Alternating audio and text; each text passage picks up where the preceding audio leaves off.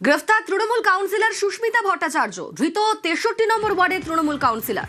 প্রতারণা, হুমকি, তোলাবাজির অভিযোগ রয়েছে তার বিরুদ্ধে এবং যে কারণেই গ্রেফতার করা হয়েছে তাকে।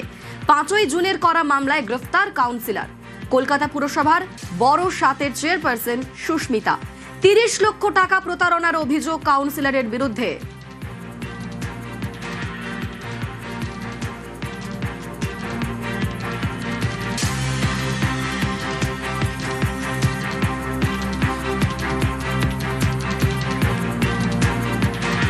গ্রেফতার তৃণমূলের কাউন্সিলর সুস্মিতা ভট্টাচার্য।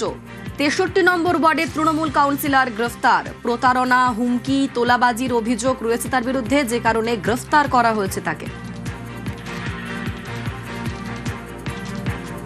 দিনের পর দিন ভয় দেখিয়ে প্রায় 30 লক্ষ টাকা ওনার থেকে এই এক্সটর্শন করে ডে বাই ডে এক্সটর্শন করেছে।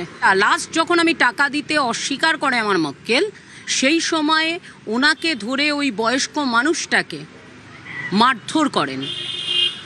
থানায় আসলে পরে জিডি করে ছেড়ে দেয়। এই জিডিটা কেন করেছে সেই জন্য আবার বারংবার তাকে থ্রেট করে, তোর বডিটা ডিকম্পোজ হয়ে যাবে, তোর মেয়ে কোনোদিন বডিই খুঁজে পাবে না।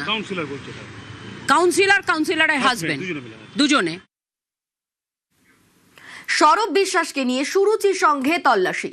স্বরূপ বিশ্বাসকে সঙ্গে নিয়ে তল্লাশি অভিযান। ক্লাব ঘরের তালা ভেঙে তল্লাশি চালায় পুলিশ।